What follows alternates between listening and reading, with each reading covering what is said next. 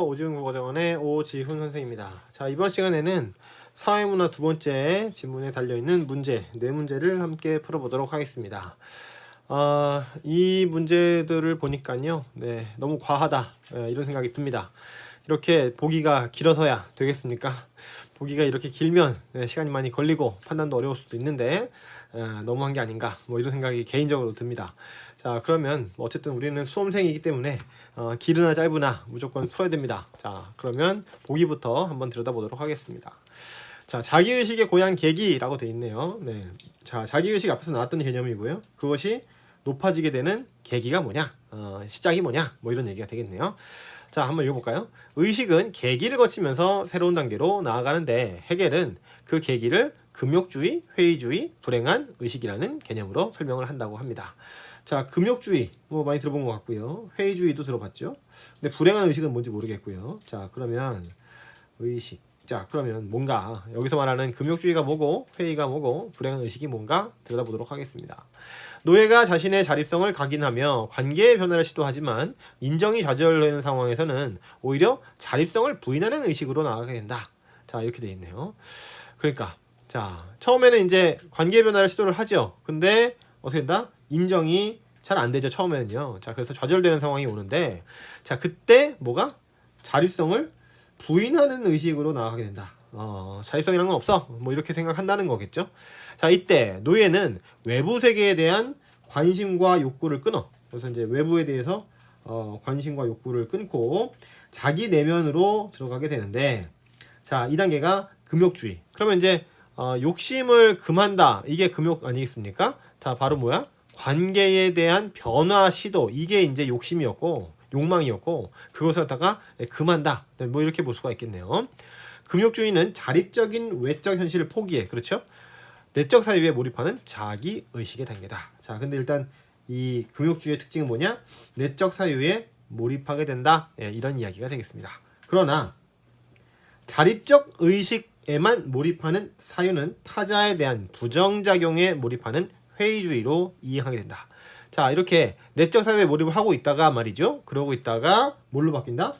타자에 대한 부정작용으로 몰입하게 되는데 바로 이것을 이름하여 회의주의라고 한다, 이겁니다. 좋아요. 자, 회의주의는 다양한 삶의 현상에 직면하여 이를 부정하는 활동이므로 내면의 자유와 자기의식이 정립되는 단계다. 자, 근데 한편 이 회의주의 속에서는 어떻게? 내면의 자유와 자기의식이 정립될 수 있다고 합니다. 자, 그런데 노예는 내면의 자유로 다가가려 하지만 외적 현실과의 구별을 부정하는 가운데 오히려 자신의 한계를 자각하게 된다. 자, 근데 어때요? 이 부정하는 가운데 오히려 자신의 한계를 자각하게 되는 상황이 온다, 이런 얘기죠. 자, 이러한 내면의 자유와 현실 사이에서 나타나는 모순을 자각하고 분리를 극복하고자 불행한 의식으로 이행하게 된다. 자, 그래서 모순을 자각하고 분리를 극복하고자 해서 불행한 의식으로 넘어가게 된다. 자, 이겁니다. 그래서 이 3단계가 이루어진다, 이런 얘기네요. 자, 이 불행한 의식은 금욕주의와 회의주의라는 계기가 대립항으로 드러난 것으로, 자, 그러면 이제 어떻게? 금욕주의하고 회의주의가 서로 대립을 하면서요. 그러면서 자, 이 상황을 지향하고자 한다. 이 상황을 끝내고 싶어 한다, 이런 얘기죠. 그죠? 자, 노예는 이러한 자기의식의 세 계기를 거치면서 애초에 주인이지었던 자기의식과 동등한 자기의식에 도달하게 된다. 이렇게 볼 수가 있다고 합니다. 자, 그렇습니다. 그러면 이제 노예는 어때요? 이 4단계를 거치면서 처음에는 금욕으로, 그 다음에 나중에는 다른 사람에 대한 부정으로, 그 다음에 이것을 끝내고자 하는 불행한 의식으로 가면서 주인이셨던 자기의식과 동등한, 그렇죠? 이 말이 중요하겠습니다. 동등한 자기의식에 도달하게 된다. 자, 이런 얘기가 되겠네요. 자, 그러면 우선 1번 문제를 한번 풀어보도록 하겠습니다. 자, 1번 문제 나와주세요. 자, 1번 문제. 자, 자료의 A를 참고해서 윗글의 인정투쟁, 처음 글에 본문에 있었던 인정투쟁을 이해한 것으로 가장 적절한 것은 이 되겠습니다. 자, 그러면 말 그대로 이 문제는요, 가장 적절한 것이기 때문에 인정투쟁에 대한 설명으로 가장, 즉 인정투쟁을 가장 잘 요약해 놓은 것이 뭐냐, 이렇게 골라도 되기는 하겠습니다. 자, 그러면은 빠른 속도로 한번 풀어보도록 하겠습니다. 자, 1번. 세 계기를 거치면서 높아진 자기 의식은 호혜적 인정을 위한 전제 조건이다. 이렇게 돼 있네요. 자, 호혜적 인정이라고 하는 게 뭐였나? 아까 본문에서도 나와 있었는데요. 네. 어디게요? 자, 여기 있습니다. 자, 서로의 주체성을 호혜적으로 인정하는 상호 주관적 상태로 나아가는 것이다. 이런 얘기가 되겠죠. 그죠? 네. 자, 그래서 궁극적으로 서로 간에 인정해주는 상호 인정이 되는 상태다. 이렇게 볼 수가 있겠습니다. 자, 그런 의미로 세 계기를 거치면서 고여있는 자기 의식이 있어야 그래야지 서로를 인정해주는, 그죠? 호혜적이라는 말은요, 일반적으로는 서로 특별한 편의와 이익을 주고받는 것으로 되어 있습니다. 사전에서는요, 편익과 이익을 주고받는 거. 자, 이게 바로 이제 호혜적 인정인데요. 자, 여기서는 이런 의미라기보다는 서로 인정해주는, 그죠? 상호 인정 상태라고 볼 수가 있겠죠. 자, 그러니 이렇게 고양된 자기 의식이 있어야 주인과 동등하다고 했으니, 자, 이 호혜적 인정을 위한 조건이, 전제 조건이 될 수 있다고 볼 수 있습니다. 그래서 답은 1번이 되겠네요. 네. 자, 그 다음. 자, 그럼 바로 2번 문제로 넘어가 볼 건데요. 자, 2번은 자, 윗글과 자료 A를 바탕으로 B를 설명해 봅시다. 이렇게 돼 있죠. 그죠? 자, 그러면은 B를 한번 들여다보도록 하겠습니다. 자, B가 뭐였나 봤더니 여기 있네요. 자, 프랑스 혁명은 전 국민이 자유로운 개인으로서 자기를 확립하고 평등한 권리를 보유하기 위해서 일어선 혁명이다. 이렇게 돼 있습니다. 자, 우리가 잘 알고 있는, 익히 들어서 알고 있는 프랑스 혁명이죠. 자, 근데 어땠다고요? 개인으로서의 자기를 확립하고 평등한 권리를 보유하기 위하여 일어난 혁명인데요. 자, 혁명 전의 주인은 어땠다? 혁명 전의 주인은 제멋대로였어.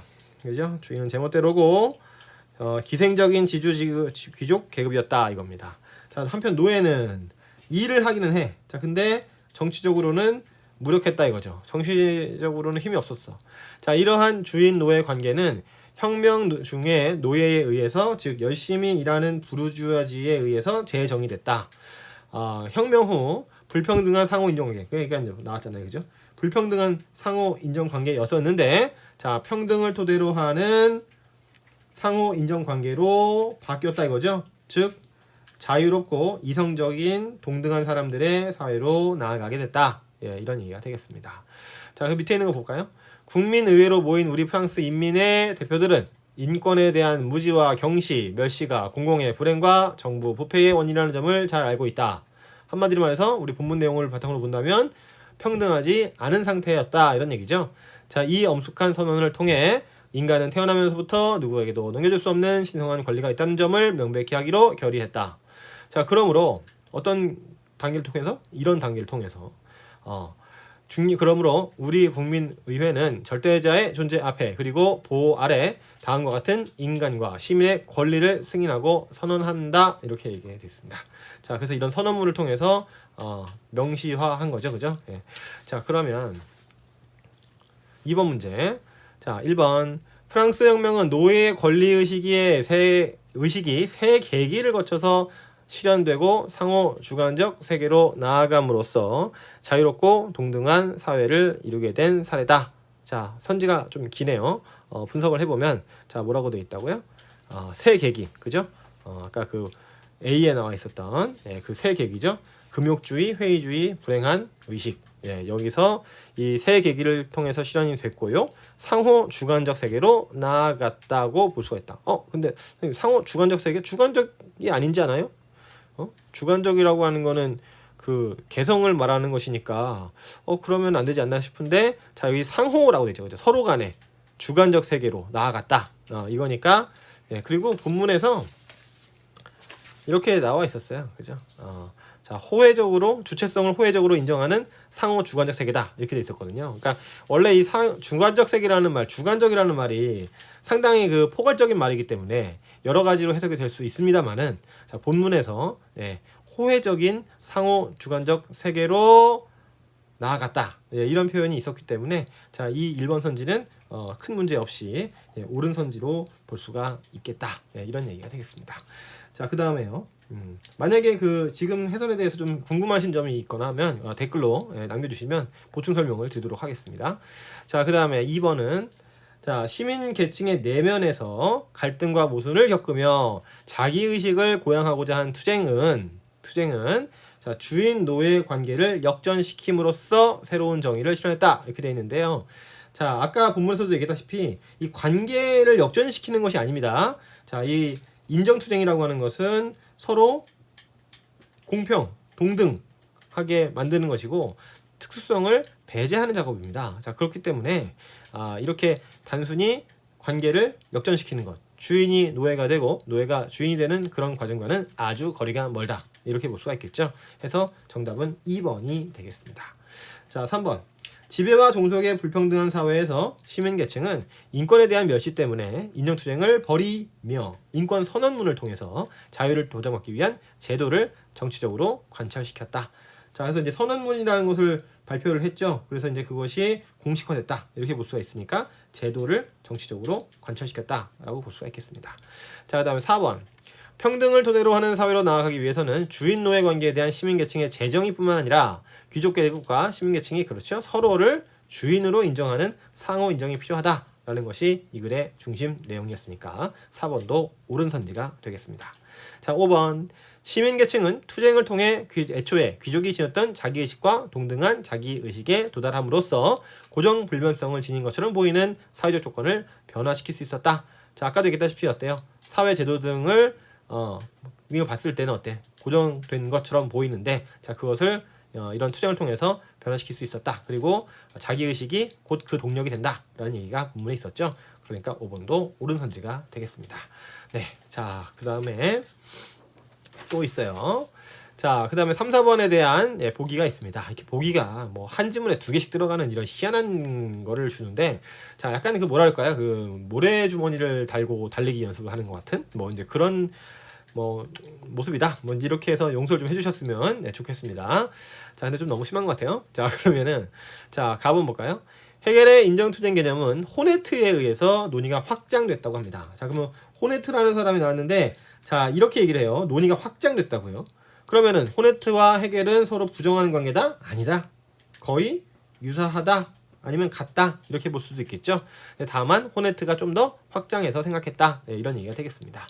자, 그러니까 본문에 있는 내용을 그대로 갖다가 옮겨 놓고 호네트의 확장 부분만 찾아주면 문제나 지문이 쉽게 이해가 된다. 뭐 이렇게 볼 수도 있겠군요. 자, 그럼 한번 들여다볼까요? 호네트는